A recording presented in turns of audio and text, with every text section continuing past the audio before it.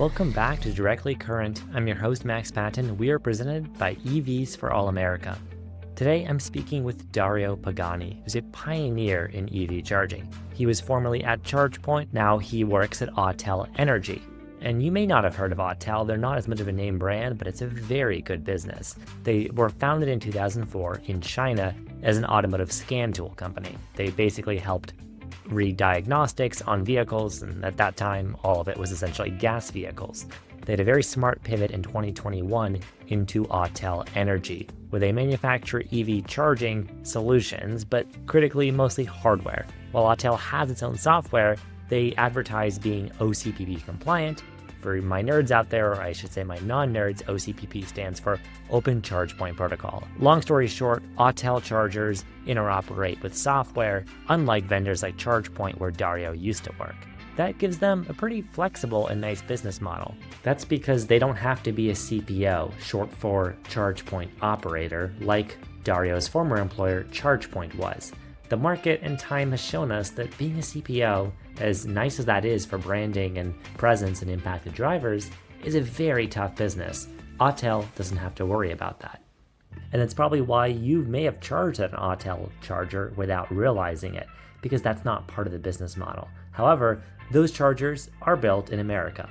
While they are a Shenzhen founded company, they have a huge US presence since 2020 as they've expanded with a Greensboro, North Carolina manufacturing plant where they make all their chargers in the US, and they also have an energy innovation center here in California in Anaheim. So Autel is very much a global business, and trust me, Dario and I will get into tariffs and all that fun policy talk as well. But I want to understand the business better and what Dario does, so let's kick it off and hear from him. Yeah, for sure. So I got my start in the EV charging business in 2016, and since then been involved in a couple of major players in the space like ChargePoint and Autel. I started in the ChargePoint grants and incentives marketing, moved on to leading the channel marketing organization, and then from there I transitioned to Autel in 2024, leading the marketing organization for North America. Great. And what was it that you have a lot of hardware vendors coming in, and Autel, of course, has this North American headquarters. But what was it specifically that attracted you into this industry with EV charging and where a lot of Autel's energy is on the level 2 side of it? Yeah, when I first started in the industry, obviously in 2015, 2016, it was not a prominent goal for me professionals to get into. However, I did happen to find an opportunity with ChargePoint. I interviewed. I was fascinated by the story and the positioning of the company, and I was there for almost 10 years. So I guess that was a good choice. Yeah, absolutely. And if we can just rewind and look at that history, we jump now to the ubiquity of their network and their platform. They have a very nice kind of turnkey solution for people who do operate those. And I think just about everyone listening to this program, and many people who haven't, are familiar with the experience of pulling up to one of those public stations and using them. And that's obviously been a good business for them. There are some challenges in it for sure, which I'm sure we can talk about. But if you just look at the ubiquity of it, it's clearly a game-changing thing for EV drivers. It is. One of the things that was really fascinating to me is that when we were looking at addressable market, truly any parking lot, any business with a parking lot was a potential market and still is a potential for EV charging companies. Obviously, when I first joined the industry, there were only a few different business models available, and the prominent ones were either full CPO, like an EVgo or liver matching from, or more of the enabling role of the company like ChargePoint, like Autel, where people will be looking for hardware provider, software provider, both, and then marrying that with perhaps a service provider or a service package that would serve the vertical that they were going after. So I think that overall, that was one of the big wow moments for me, like looking at the opportunity and realizing that truly any parking lot is a possible customer.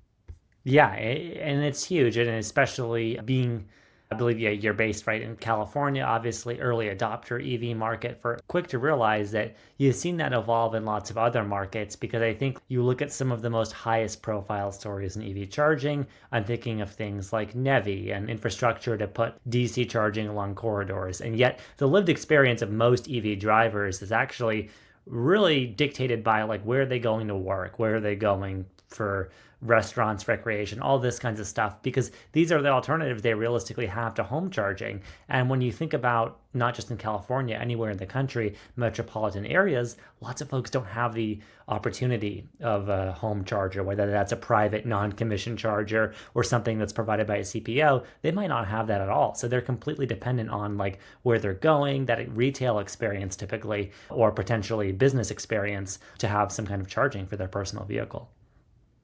Yeah, so it's a little bit of a quantum shift in behavior for the driver, right? So where God used from an internal combustion engine standpoint, you just simply fill up when the tank gets empty. And the tank had the alert on your car, be like, hey, you're burning a little fuel on this. Let's just go fill up. For the charging, it's different because the old scenarios that you have, obviously, you charger and all, you're able to plug in at night, and then you should be able to take advantage of the different leap pad opportunities throughout your day. So whether you're going to a movie theater, a shopping mall, or your office, you should have opportunities to plug in for an hour or two and get a bit of charge throughout the day. For road trips, which had been the big focus on corridor charger, giving people the confidence that they could go away for the weekend, they could go out across different states and not have to worry about where to charge. Obviously, that was the big focus for corridors and later on for regional NEVI. Important to remind everybody that corridor focus was present before I joined the industry in 2014, 2015. There were already corridor projects that were mostly OEM sponsors. BMW had one, Nissan had one, and they were running up and down California for the most part and the Eastern Seaboard. Yeah. And yeah, it surely was this early realization that would be necessary. And yet, as you pointed, here where we are in EV adoption, oftentimes it's that kind of localized charging that's really important. And so, getting into a bit of what Autel does, I believe you guys have your North American headquarters in North Carolina, and that's become its own kind of burgeoning charging hardware and provider industry of sorts, right? We have a lot of activity there. So, when you think about charging as this industry, particularly in the US, how do you think of it like, because I've just noticed this trend in general. You can look at like your peers in the industry, and I'm sure you guys, there's been growth in charging in the sense of whatever business model challenges there may be, whatever worries there are about consumer electrification and the pace of consumers buying EVs, the charging industry seems to have this mandate of just building. There's been a lot of building, and sometimes that building has complexities. You run into all of these local policy and utility challenges. At the same time, the rate of expansion has been pretty impressive. So what is it you think that keeps that going despite the actual uncertainties and times in the actual passenger transportation sector for cars? Yeah, honest, for one thing, I believe that obviously the construction business, we may look at EV charging as obviously a high-tech business or software and all of that. Reality is that we're in the construction business because we're subject to permitting and construction schedules and crews being stashed and whatnot. Moving materials and winter permitting processes is the key of what we do and our partners do in the field.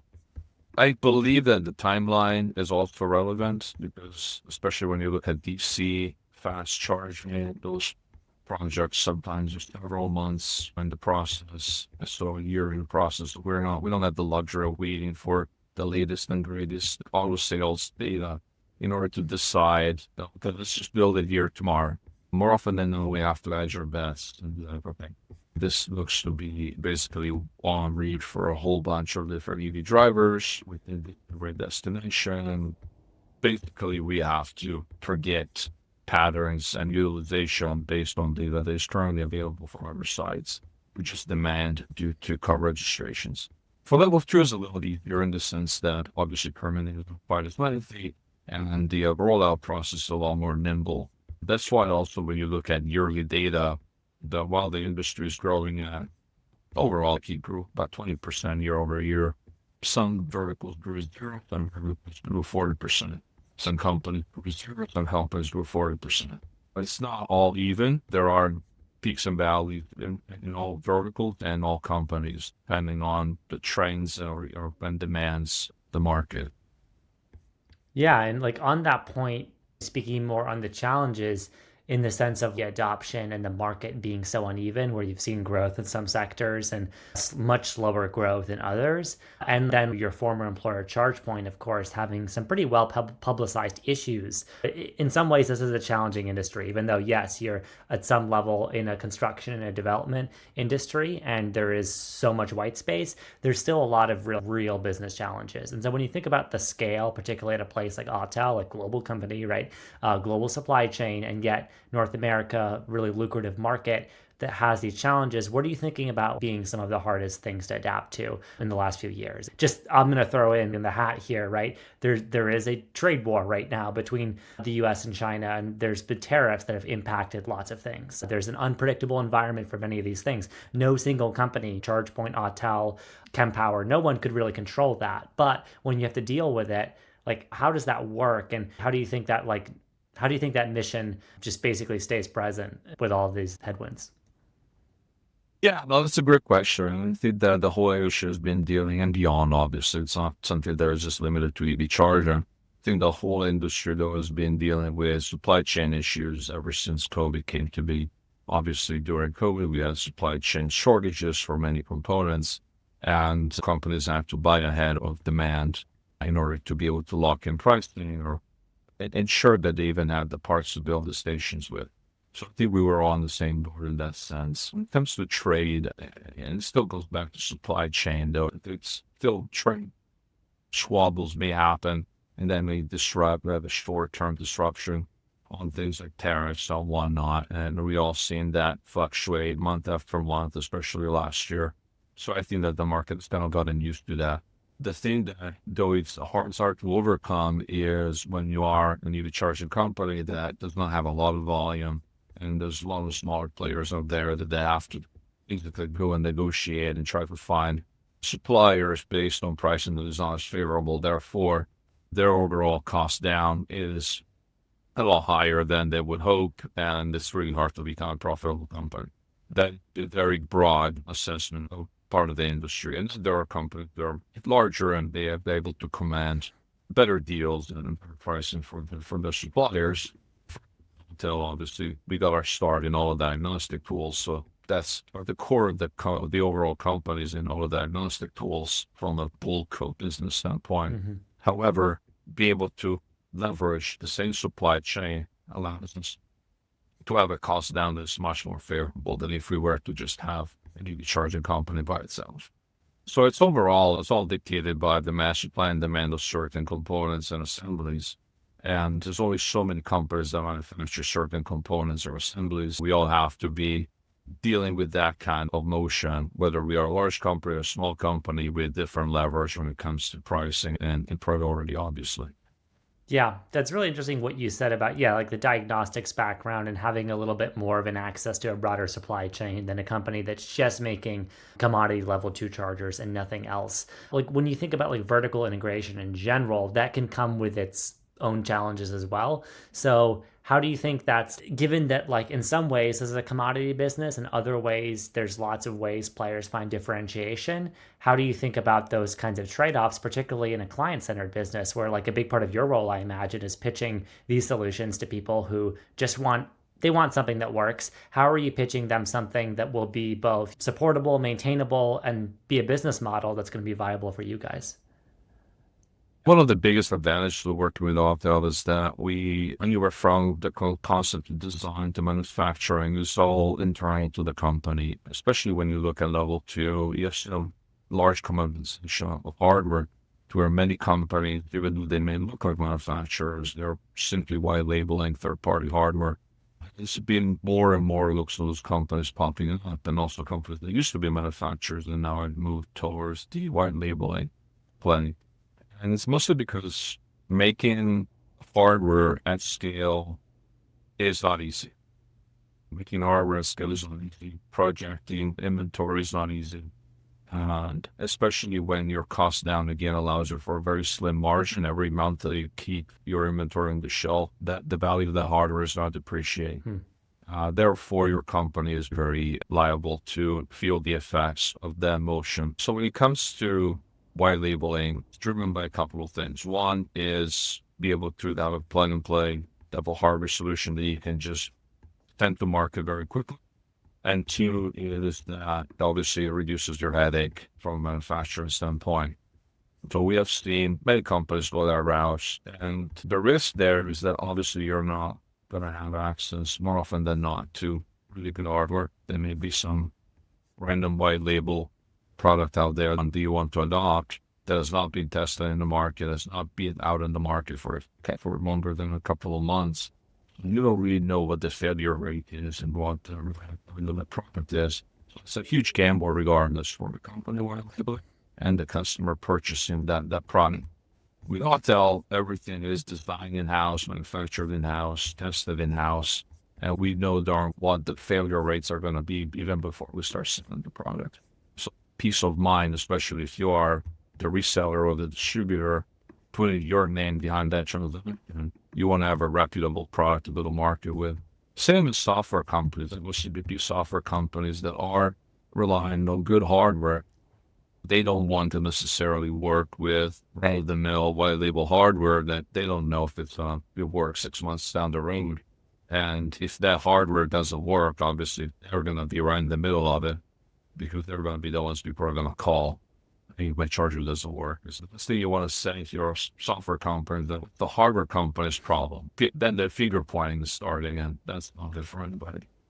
So yeah, absolutely benefits to having that integrated. At the same time, doing the software stuff is difficult, and it may have been different with your old employer, ChargePoint. Obviously, we alluded to the CPO business being different. They had that whole side of the business.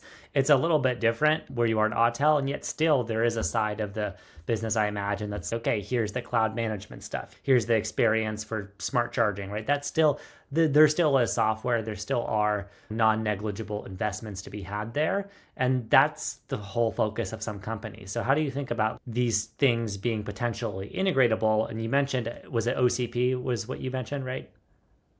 Yeah, Yeah, CPP. for listeners who may not be familiar, there is this interface and language for charging and hardware and software to be able to talk to each other. And yet, in some ways, that can maybe disrupt a business if you were someone like ChargePoint, where so much of your value proposition is in the software side of it. So when you think about like how it stands at Autel and the fact that you guys do have some inbuilt solutions, but you're not a CPO in the same way, how does that work?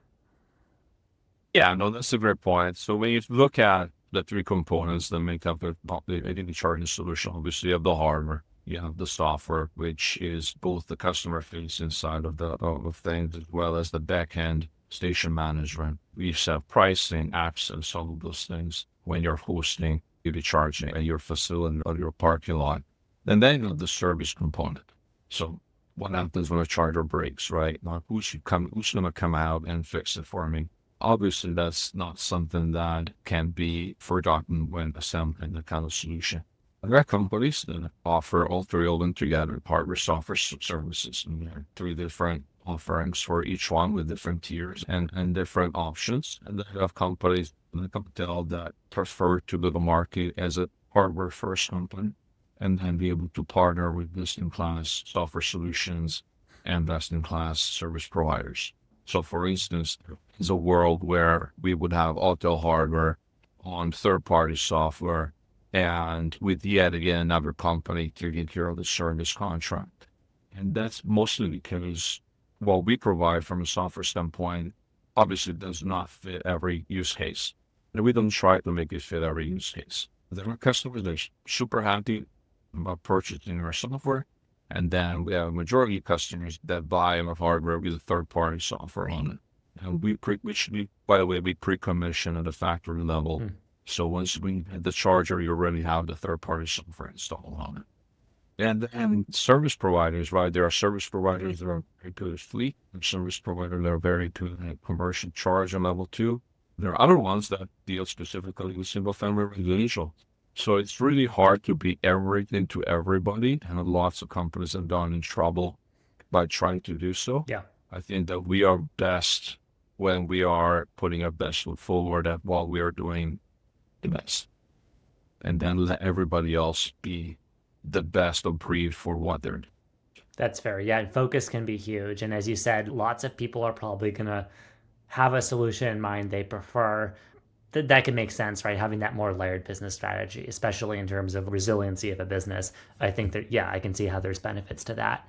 A bit more of a wild card here. You did mention, obviously, there's the fleet commercial side of the business. We have seen in charging where there's been, like, as there's been some uncertainty about the passenger EV market, its pace of growth in the US, and no one's, I think, convinced that EVs are the future of personal transportation. At the same time, that pace is uncertain. In the meantime, you've seen many companies at every level of the stack try to pivot energy solutions for data centers, for utilities, right? For different kinds of clients. So that's, from what I've seen publicly, hasn't been a huge thing for you guys.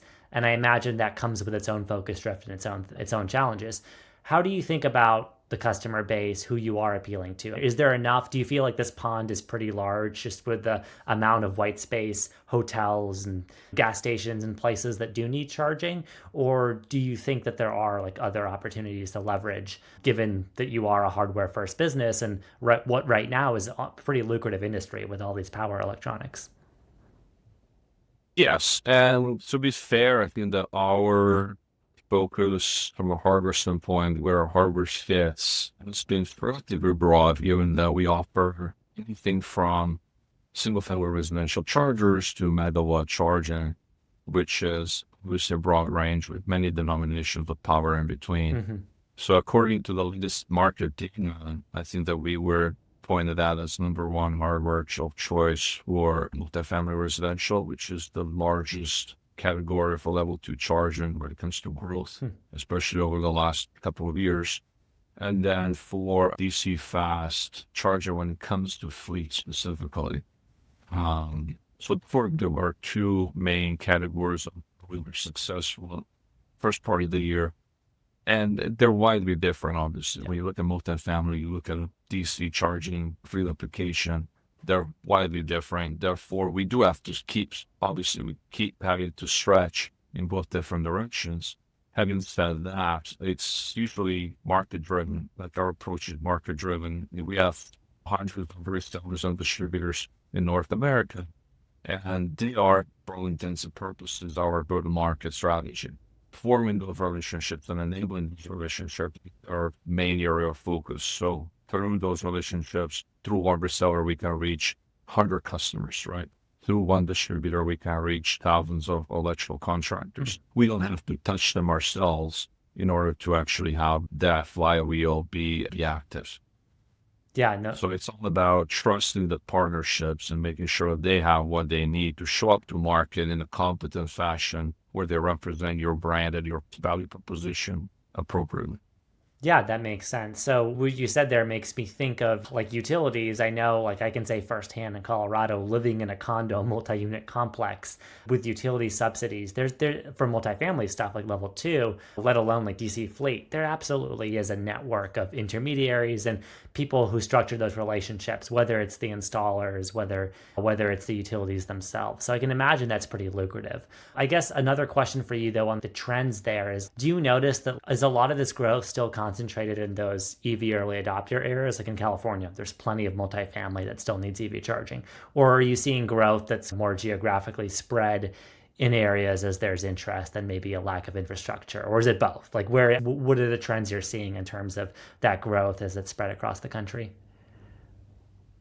Different trends. One is obviously incentive driven. Obviously, when you have incentives that are geared towards certain verticals, you're going to see it easier, see a lower bar to clear in order to get a project done, especially from a budget standpoint. So California is currently a very heavily incentive-driven market, and has been for a long time. We even have a new incentives coming to market for new owners in California, where if you're buying a new EV or if you're buying a used EV, as your first time EV owner, you will take advantage of this incentive. And then there are states or regions where cost of electricity is low, and then naturally creates a transition towards electrification. It's purely economics driven. So obviously we are seeing the price of fuel across the country has skyrocketed. And while we have seen the cost of electricity stay relatively steady, or at least more predictable. You have states like Illinois, which is very favorable cost of electricity, that has seen a spike in electrification because of that factor. If you're saying that in order to fuel your school bus, you could save thousands of dollars a year by electrifying, and perhaps you can also take advantage of an incentive program to buy the bus itself. Because without saying that a school that can save money on that can use in other areas more student impact, if you will.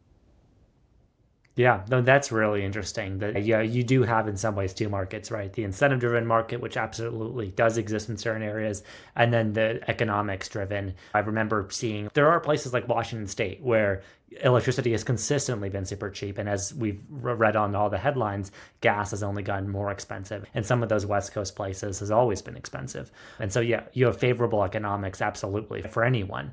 Mathematics, one thing I want to bring Yeah. up, and economics work even in places like California, where cost of electricity may not be the cheapest. Mm. When you talk to a school district, I was listening to the Stark Unified School District, and they recently bought another 60 buses for the school district, all electric. And they have, in the first few months of the year, that already saved tens of thousands of dollars in fuel over the span of their fleet. So even in places where electricity may not be as cheap, like California, the economics still pan out. Yeah. It may not be as dramatic as Illinois. If you're still looking at overall cost of ownership and fuel, electric version is always going to be cheaper. That's a great point. And it's something I know many fleet advocates have made for a while. And I love to hear it as well on the business side. One other thing you made me think of bringing up electric school buses is I have seen stories that as there are heat waves in parts of the US, there have been more and more experimentation beyond a pilot phase of doing bidirectional, particularly with fleet large battery school buses. That still to me seems to be niche and not scale yet. And I know solutions for that are very mixed. To my knowledge, I don't think Autel has any public bidirectional DC charging solutions. However, as you think about that as a business, which is very nascent right now, what are your thoughts on that? Because to what you said about even regions like California where electricity is still very expensive, I look at that and I imagine that's opportunity, right? Because the more you can be flexible with a resource like that, the more you could just drive down the cost of ownership. Yeah, that's totally true. And from an Autel side point of view, we did announce a 50 kilowatt bidirectional power module at CES this year. Okay. And we brought it up again at ACT Expo, which is fleet-centric events, electrification events. So we do have options that are coming to market later this year. Actually, the 50 kilowatt power module will be available for the end of the year. And then we have other higher power denomination options that will be available soon after that. But going back to the customer base, I believe that a lot of this the market for bidirectional charger when it comes to school bus fleet and overall other fleets. It's not necessarily driven by customer requirements. It has been mostly driven by incentive requirements.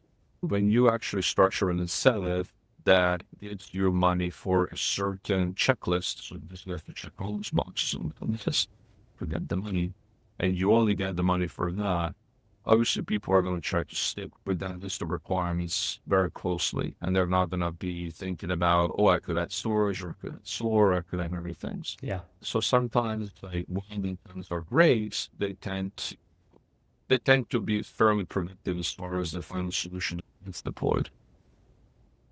Yeah, no, that makes a lot of sense. And I can see that's an area for the policy folks to drill down is okay, should next generation incentives really focus on these value adds? Because I imagine, I'm just guessing here, but I don't think adding bidirectionality capability is going to double the cost of equipment. I don't know. Maybe it does, but it is interesting. It's great to hear that you guys do have some solutions in that space, and I'm sure there'll be more to come because I think the standards and the actual like adoption of it, the vehicle side of it, all of that has to mature a lot. But it has been really interesting. We had on our friend Zach Woogan from the Vehicle Grid Integration Council, and he had a lot of interesting perspectives on that as well.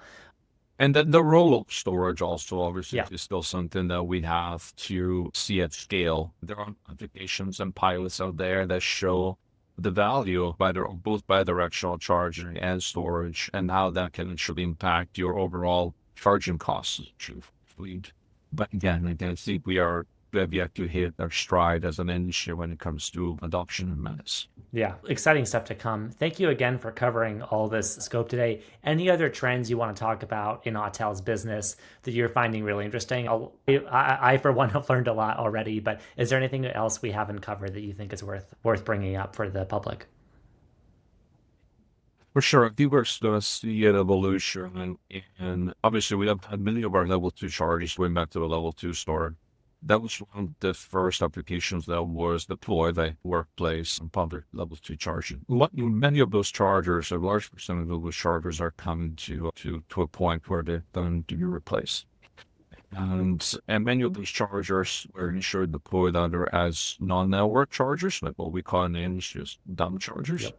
And then each of those, they're just coming to a natural end of cycle when it comes to their hardware age. So I think that as we refresh those ports in the ground, I think we're going to optimize the consumption and the power management for those stations due to the fact that new hardware and new software is going to be far more capable.